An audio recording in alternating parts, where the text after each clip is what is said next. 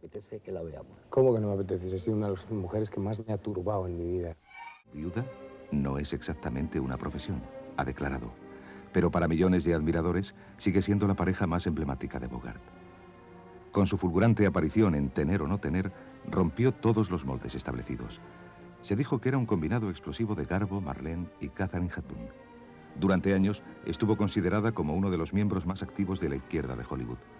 Junto a Bogart, encabezó la marcha de artistas que aterrizaron en Washington para luchar contra la tenebrosa caza de brujas emprendida por el senador McCarthy. Más adelante, se negó a estampar sus huellas en el cemento del teatro chino de un Hollywood al que consideraba el colmo de la decadencia.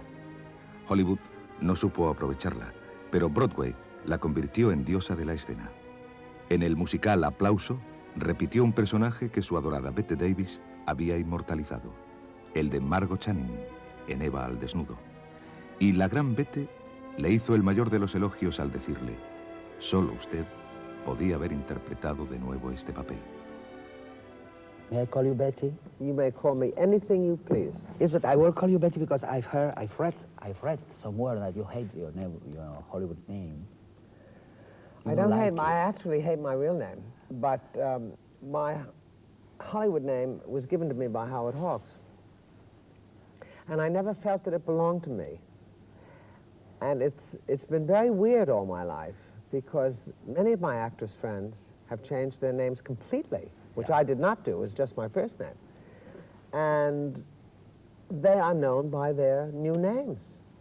And I have always had this kind of split personality where people who know me call me Betty, and others call me Lauren. I mean, Lauren looks good on a marquee. When so many things has been written about Bogart and you, even a book, I've got a French book which is called Bogart and Bacall. Oh, yes. But no, I have never read it. Well, I bought it last week.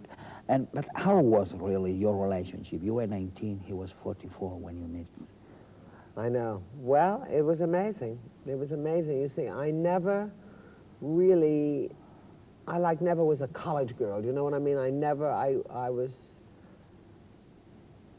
had that kind of teenage time, even though I was a teenager. I grew up very quickly.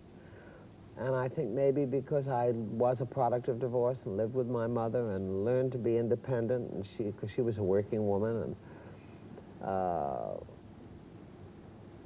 so that in that respect I was quite prepared to work with someone like Bogey.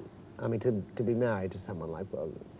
It was difficult in some ways because he had been used to a certain kind of life which made him very unhappy, but he still had been used to it, he'd been living it. And I, of course, had so much to learn. I had to learn about a house, which I never knew anything about. But he was such a great teacher. I mean, he didn't teach me how to run a house, but he continually guided me through life's trials and tribulations and what the pitfalls of Hollywood might be and behavior and so forth. And I mean, we had a wonderful relationship. And he was no father figure to me. Yeah. With the incredible age difference, because he wasn't like that. I mean, he was very vital and physical and witty, and you know, he was not settled. Some people say, some writers say that you were a much devoted wife, and that maybe domestic life was the reason that you were a part of films. Was that real? Your domestic life took over. Well, my marriage came first, always. I mean, Bogey would never have married me if my marriage had not come first. He had been married to 3 actresses before me, and he said, if you want a career, you go have a career. But I cannot go through that again. And he didn't believe in separations and all, and he was right. And I agreed with that. And I was so mad about him, I would have agreed to anything anyway. But I never took a job that would take me away from home. Do you regret having done so now? No, but I was frustrated very often then because I felt I was then considered, you see, then many people who made films decided that I was Bogey's wife, and that I wasn't interested in acting anymore. I don't know how all of these negative things have happened in my life, where people have decided for me what I think and what I feel when it is not the case. At your very beginning, you wanted to be a journalist, I've read somewhere. I did. I did. I'm a frustrated journalist. I still, there are times when I think, God, it would have been great. I look at some of these, you know, the women of today who are involved with journalism, and I think, how great, how lucky they are, because now, of course, they get to travel everywhere and meet all kinds of fascinating people and get in the middle of what's happening. Yeah. And mainly you wanted to be a theater actress. Instead, you became a Hollywood star. I know.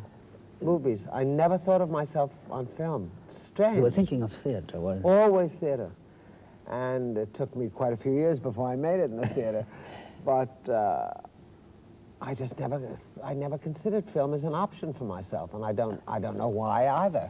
Well, you did the 3 films with Bogart, which are 3 classics, of course, or the 4 of them. At least there are 3 classics. The Biggest Leap, To Have and Have Not, Key Largo, of course. Yeah, Dark Passage is not a classic. Dark Passage. Yeah. Then, aside from these films, apart from these films, did you feel wasted in your time?